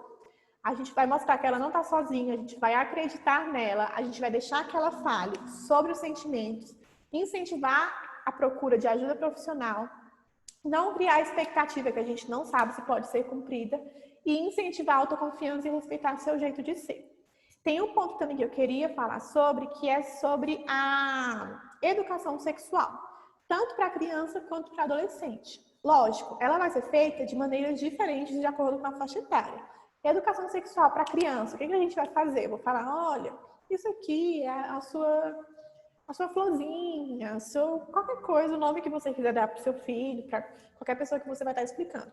E aqui, só a mamãe que pode pegar. Ninguém pode ver você pelada, ninguém pode ver você sem roupa, ninguém pode pegar aqui. Se alguém pegar, você tem que me contar. Então, a gente tem que explicar essas coisas para caso eles estejam sendo vítimas de algum tipo de violência, eles saibam como contar. Eles saibam que aquilo é errado, que alguém não deveria estar pegando ali e tá. Então, para eles saberem realmente que tem alguma coisa de errado que eles precisam contar.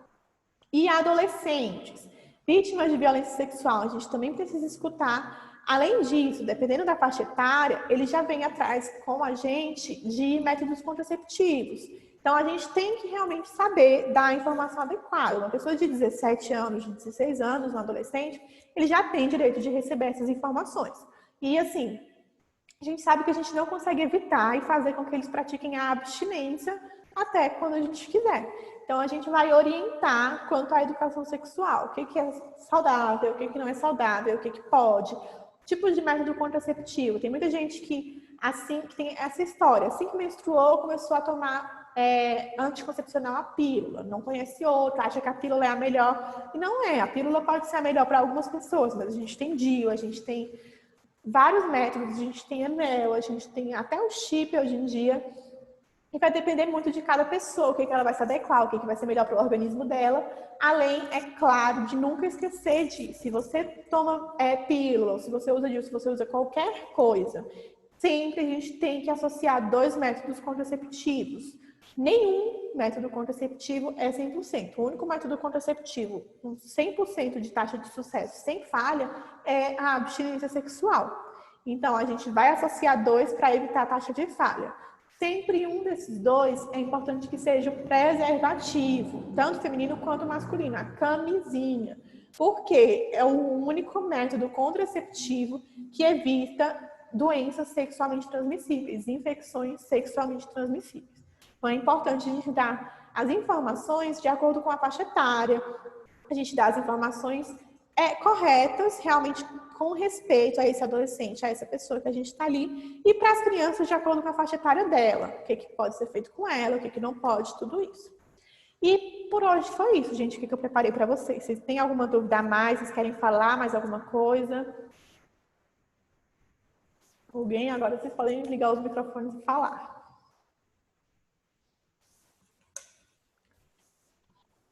E sobre as patologias dos bebês, sobre a icterícia, essas coisas.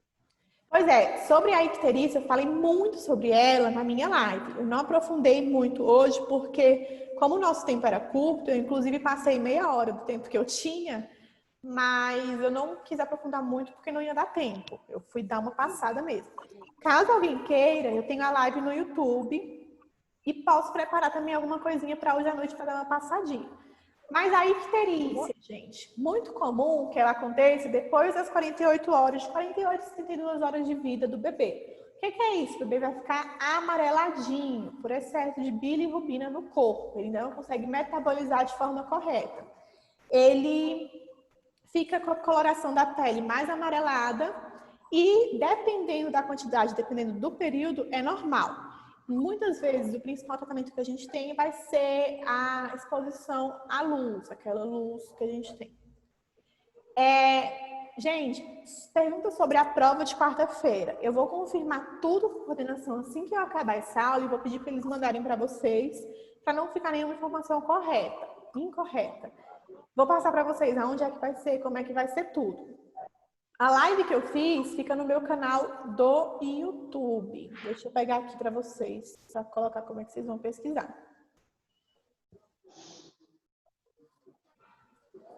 Gente, o meu canal do YouTube é Karina Aragão. Peraí. Karina Aragão. O e-mail é Karina Aragão Prof, mas o canal é só Karina Aragão. Manda lá na Google Sala, Karina, pra gente já entrar direto. Eu não tô mais naquela sala. Eu posso, peraí, que eu mando aqui no chat de vocês, mas lá no Google Classroom eu não tô mais lá. Então, Porque mudaram os professores, entendeu? Mas eu tento entrar aqui, peraí. Tem uma live lá da última vez, foi umas 2 horas também de live. Foi muito boa. Explicou bastante coisa.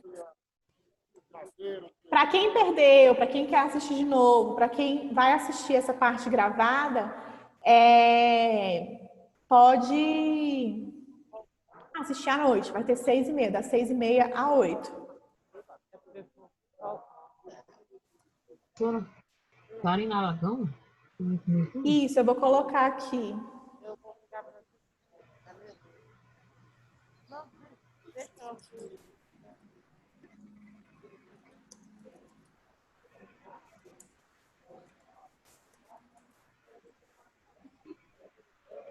Ó, gente, eu pesquisei assim no YouTube. Karina Aragão, Saúde da Criança. Aparece a minha live e a live do professor Daniel. Vou mandar para vocês o canal e os vídeos, o link dos vídeos. Vou mandar aqui no chat, tá? Professor, eu tô com uma dúvida. Oi. É porque, tipo assim, eu terminei as matérias tudo de EAD, sabe? Só aquelas português instrumental, tem algumas coisas que eu tenho que fazer. Será que eu, mesmo assim ainda consigo fazer essas provas da EAD? Então, aí essa parte mais técnica, eu não sei com certeza. Você pode entrar em contato com o número da coordenação e perguntar. Mas eles vão ter a lista de quem vai fazer a prova? Eles vão informar quem é que pode. Quem pode é basicamente quem terminou todas as matérias. No caso, professora, eu tive contato com a coordenação e eles disseram que as matérias que nós já fizemos presenciais não precisa ser feita na EAD. Por exemplo, eu já fiz português instrumental, então não tem necessidade de assistir às aulas, só realmente das matérias que terminou e que não foram feitas presenciais. Aí... Sim, quem já fez... É porque assim, a aula EAD vai substituir o presencial. Se você já tem o presencial, não precisa fazer 2 vezes a mesma matéria. Sim. Mas mandei aí, tá, gente, o link do... Oh, meu Deus. Dos vídeos, das lives. Terminou então, professor? Terminou. Então, muito obrigada pela aula, foi ótimo. E que Deus abençoe essa prova. Boa sorte, pessoal, para todo mundo. Se alguém tiver mais alguma pergunta, ainda estou aqui disponível, tá? Então, tá bom. E, professor, e a nota vai ser depois da prova? Quanto tempo a gente vai saber a nota?